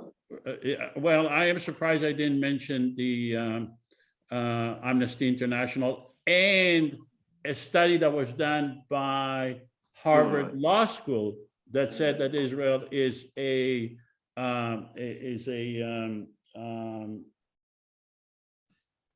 forgot the An term. apartheid state, I Apartheid think they state, said. okay? So, but I did mention that Israel is dangerous for the Jews. Israel, because it created this politicization of religion, it creates internal fights within the Israelis themselves, because some of the Israelis are very, very secular and some are very religious. They don't get along very well. And it's, by the way, it's the same thing with the Palestinians. Hamas and the PA, it's a religious war. They see things differently. And inserting this whole thing under the umbrella of religion is a poison pill that was thrown into this mix, and we are fighting over who has a better version of religion, on whose religion is right or whose religion is wrong. And that's the politicization of religion. It created a trajectory of war forever. That's why I said we need to have a secular government to remove that danger of politicization of religion. Okay, thank you. The next the next question will come from Hassan. There are 6 people after him. After Hassan, we're going to go to Kamal Barghouti, who has had his hand up for a very long time. So Hassan, please take over. All right, thank you very much indeed. I'm Hassan Hamami. I'm a Jaffite. I was born in Jaffa, part of what is now Jaffa, Tel Aviv. I am a NAPCA survivor. I'm 89 years old. I wish the lady that was here a little while ago, Dorothea, was still there. I grew up in Jaffa. I went to an all-boys school in Jaffa, and the all-boys school was run by Christian brothers. I'm a Muslim, but the school was filled with Palestinian Jewish boys, Palestinian Christian boys, and Palestinian Muslim boys. We were all Palestinian, were in different proportions. In the city that I grew up in, the city council had a mayor who was the head of the council and 6 members. One of the members was Jewish, one was Christian, and the rest were Muslim, pretty much close to the population of how Jaffa was. When people keep talking about Palestinians or Arabs don't know anything about democracy, don't know anything about how can you trust them with all of this stuff. For hundreds of years, Palestine was inhabited by native Palestinian Jews, Muslims, and others, maybe a few others who were not, they were all Arabs, they spoke Arabic. So think of Arabs as a culture, a nation with one language. The problem has happened when religion and colonialism got in the issue. essentially 2,000 years of Jewish history in Europe created a massive problem, because essentially that's where anti-Semitism grew and flourished and ended up with the most heinous crimes, the Holocaust. Zionism is a latecomer as a political movement. Zionism initially was conceived as a national liberation movement of European Jews who wanted to get away from European anti-Semitism. That's how I looked at it for a while. But then, in fact, what happened, Zionism essentially turned on itself when essentially it hijacked the Jewish religion. And now when we talk about Israel and Israelis, I have a respect for Judaism as much as I have a respect for Christianity and Hinduism and Islam. I've prayed in a temple and a Muslim and I think the reality is a concept that has come in with the state of Israel, until the state of Israel came with people who were driven with the idea of Zion, that they had to have their home of their own, turned out to be a home of their own without anybody else. It was a land with people, with culture, with Palestinians of all three religions, with a history of three religions living together for a long time, except when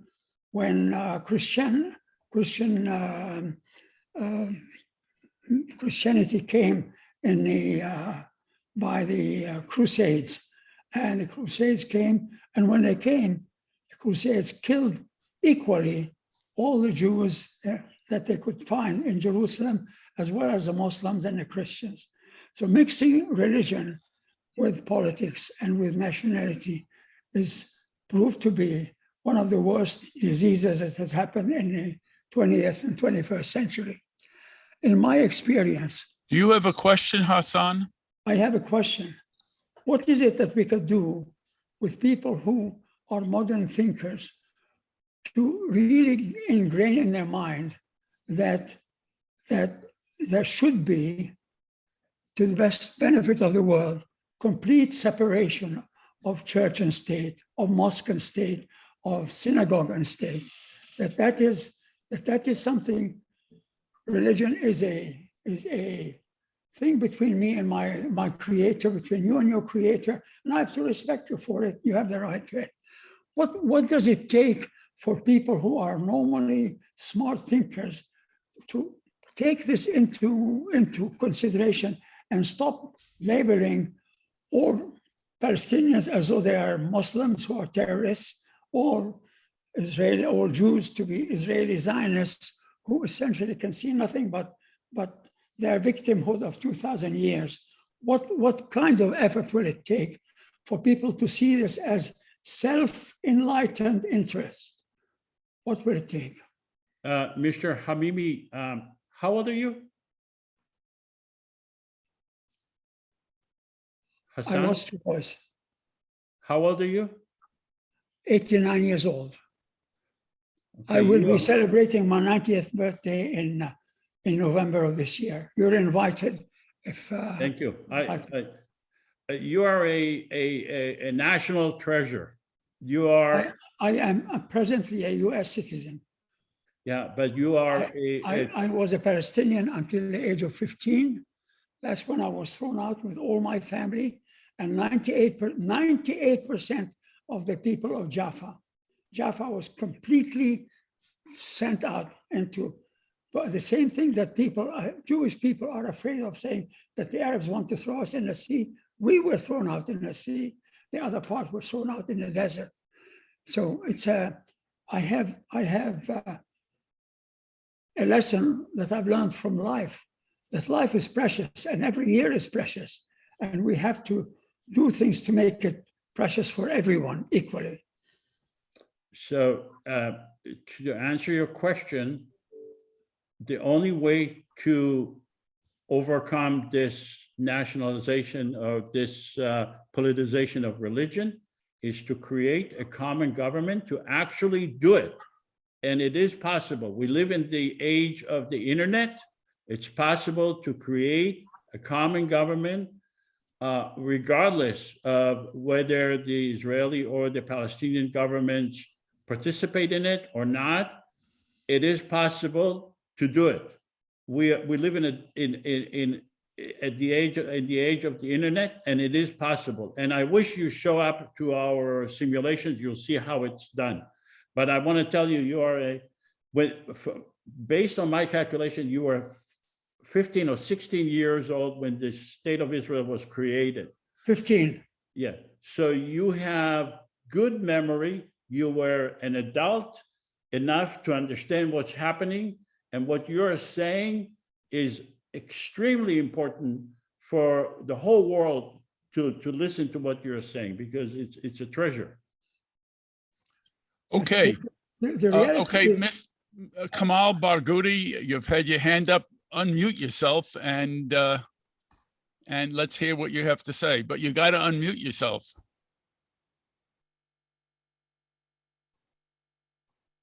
Yes.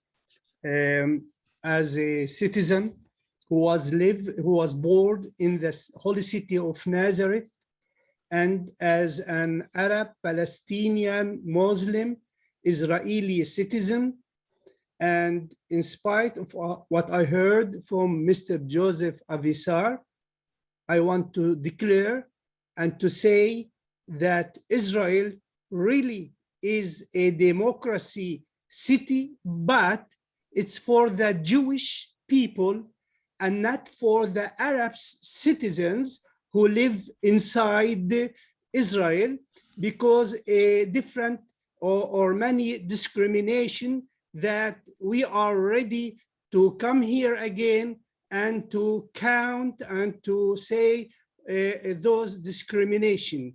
And especially in this day, May 15th, the Nakba, and as a son of a father who was forced to leave Safuri, it's very near Nazareth, very close to Nazareth, Safris in English, and many other more than 53 or 30 villages who are waiting to come back.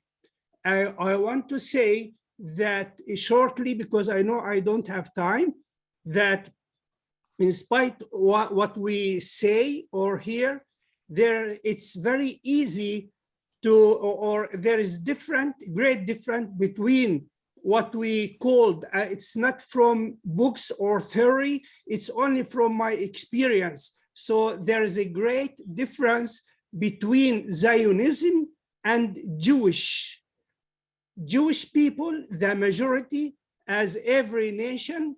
It's very nice to live with them.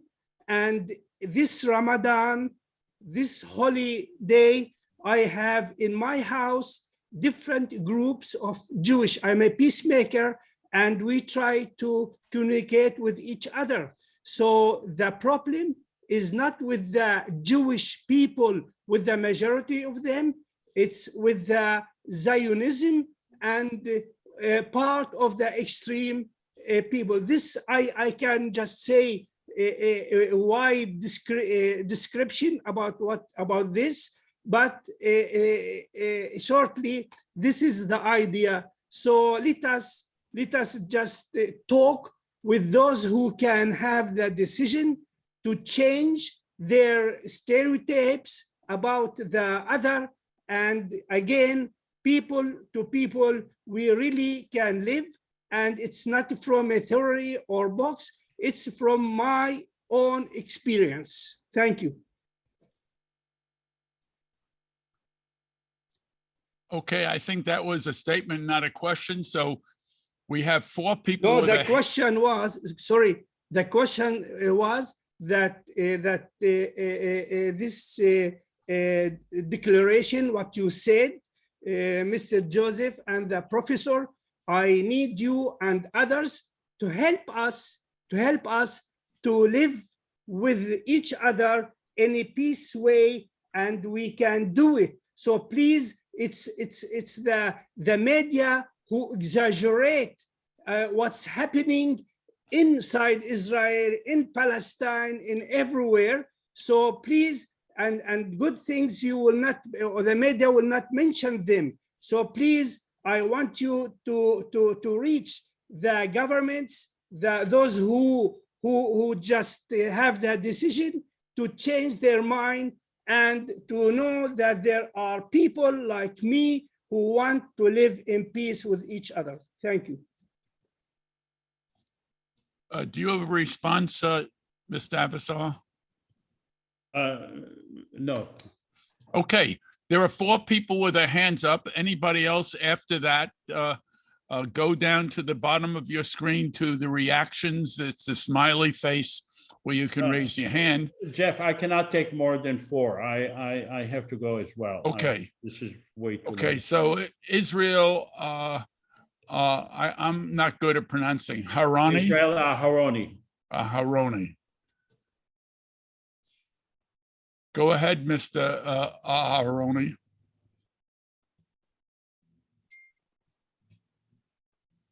Since he's not going, let's go to Len Bennett. Mr. Bennett, please unmute yourself and ask your question. Okay, Joseph and I are old friends. We know each other for a long time. There are a million things that were said here today. I think that the woman Dorothea is a very wise woman. I think we also have to understand a lot of what's been going on. Israel was not created because of the Holocaust. Israel was created in 1920 at the end of the World War I, when the Allies who won the war divided up the Ottoman Empire. They created a group of mandates. One was for Palestine, which was meant as a homeland for the Jews. Another one was for Syria, Lebanon, ultimately Jordan got in there. So the whole bunch of mandates. They were all Arab, they were all Muslim, except for Lebanon, which was supposed to be Christian, but the PLO threw out all the Christians, so now we have a mess. Somebody mentioned Amnesty International. The report, every single democracy rejected that as bias. So you're going along with Russia. The democracies are supporting Israel on that Amnesty report. I want to tell you that in 1920, at the same time that the mandates were created, including the mandate for the Jewish people, the mandate for Israel or for Palestine was as a homeland for the Jews, was meant to bring Jews into that area, the same as Lebanon was for Christians and Syria and the rest were for Muslims. At the same time, you had Hajj Amin al-Husseini, who came to power. Hajj Amin was a virulent anti-Semitic. His family made a lot of money selling land to Jews because he was one of the 5 Effendi families. And Hajj Amin was murdering Jews in the 1920s. He slaughtered the Jews of Hebron in 1929. Hajj Amin al-Husseini was a Nazi. He was growing up, as his power was growing, Nazism was growing in Europe. He spent half the war in Germany with Hitler. He set up the Bosnian Muslim. Can we get to the question, please? Because I don't have unlimited time.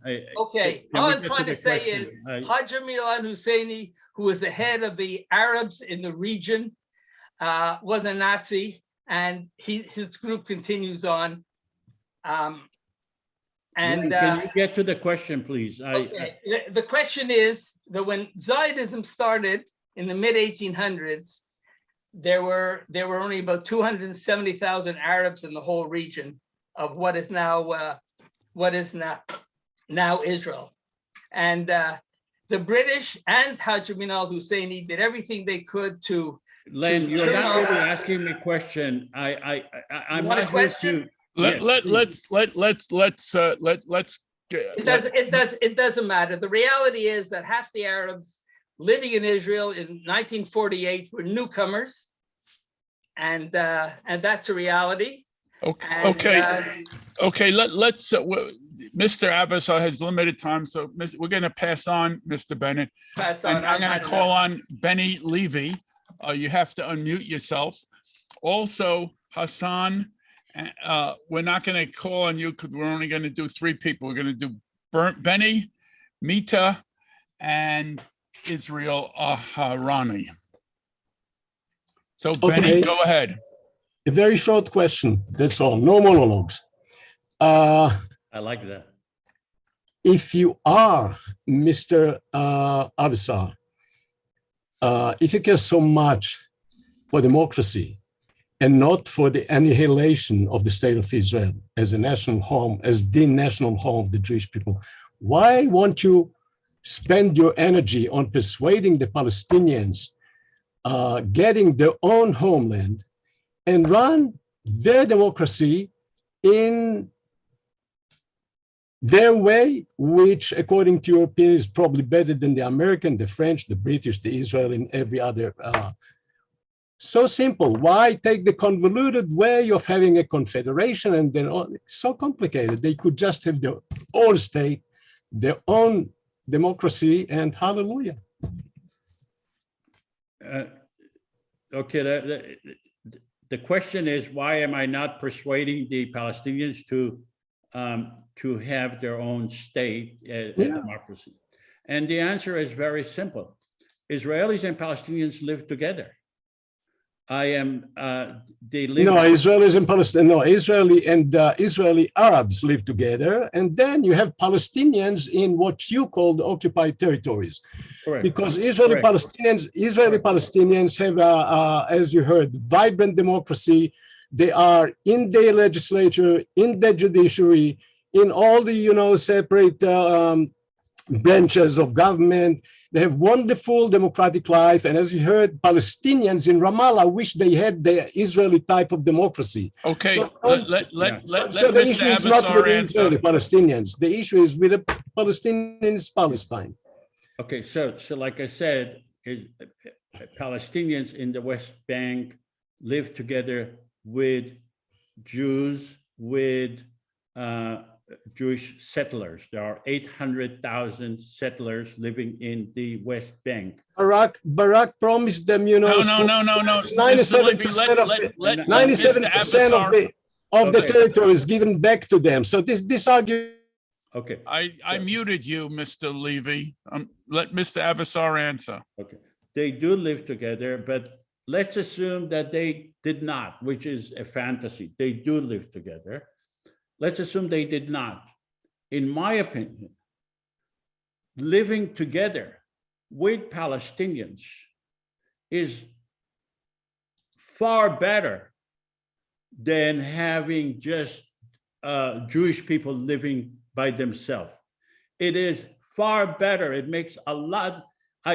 There is no reason that Jews have to be separated from Palestinians. Palestinians, Muslim and Jews have lived together in peace for years.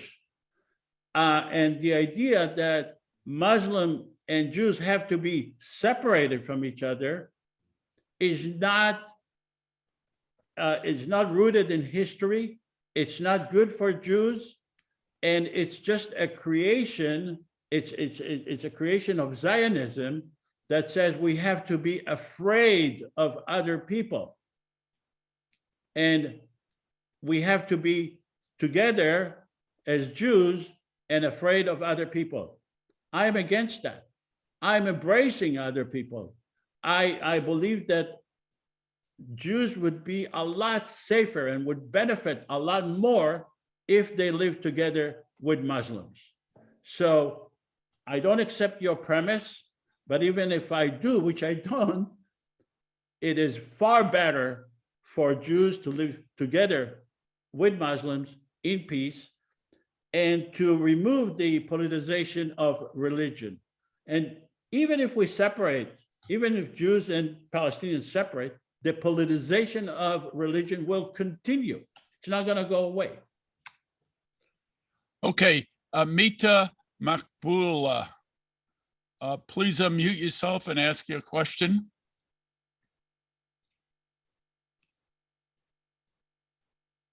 Let's go then to Israel Aharani. Unmute yourself and ask your question. You need to unmute yourself.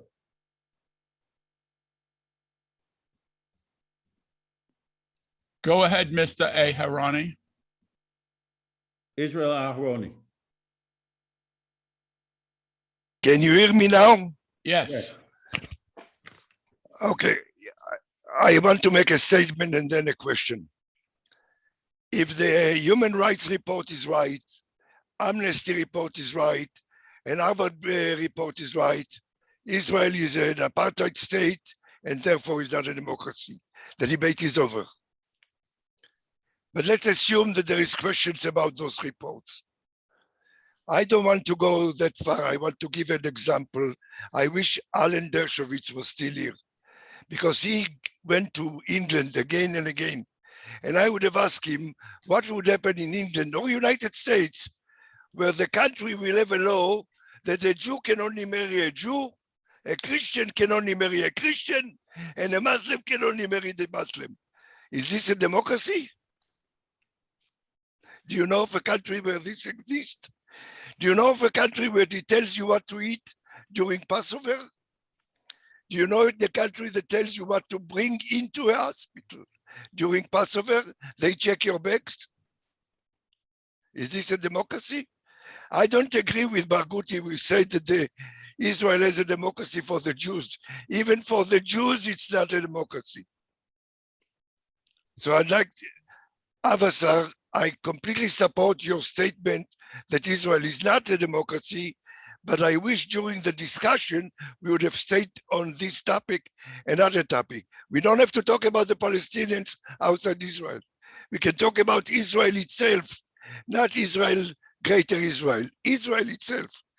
I agree with you, it's not a democracy.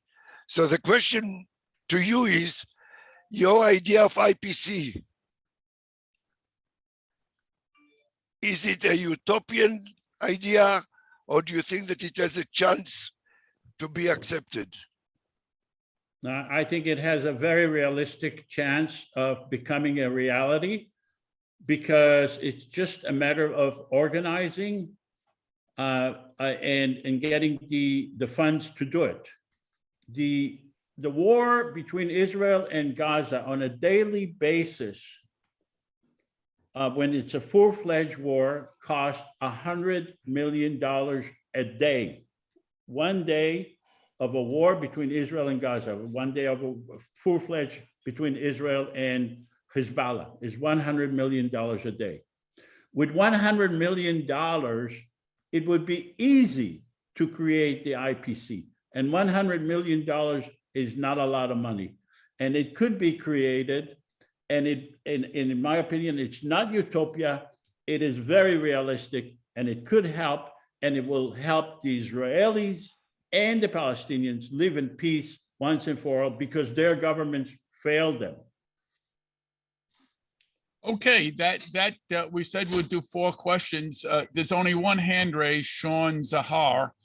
Will you listen to him, Joseph? Sure. Let's go ahead, Mr. Zahar. Go ahead. Hold on a second. Hold on. Yeah, my question is, during the past history with Israel, Palestine, and with Germany, I'm seeing that Israel wants to thrive. Yeah, no problem. It's nobody's stopping Israel to thrive. Israel can live as a country as any other country, right?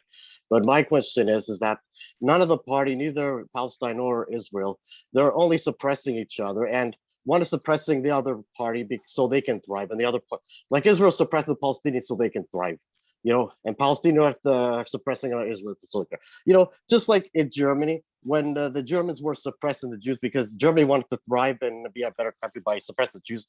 And they realized in that moment that it was not right for the Germans to suppress the Jews. Now I'm seeing Israel suppressing the Palestinians so they can thrive, and vice versa. How could you work with that if both parties are just going to keep suppressing each other and not finding a solution? Because they want to thrive. Everybody wants to thrive in life, but suppressing other people so you can thrive. I don't think that's the right way. So how do you deal with that in that way? Okay, it's very simple. I agree with you. The Israeli government failed miserably. The Palestinian government failed miserably. Hamas failed miserably. This is why I suggest the creation of a common government for the people of Israel and Palestine together to make peace. Because the government failed, and the people themselves are entitled to make peace. They're entitled to organize. They own their own selves. They are the owners of themselves, and they can create their own government. And that government will be a democracy and would include the Palestinians and the Israelis as equal, that would separate from religion, that would remove the politicization of religion. And we are entitled to create a new system, just like we do it every day, you know, but we don't stick with the same medical treatment forever. We don't, even when it comes to wars, we develop new weapons. Why not develop a new political system? And that's what I'm advocating. But I have to go. I'm sorry, I have to go. I thank you so much for your time, and I hope you join. We have a simulation next Sunday. I know Len is gonna show up, and Sean probably, and I hope, and Charles, and Michael Waterman maybe, and Olivia. Thank you all for being. I need to go. I appreciate your time. Bye-bye.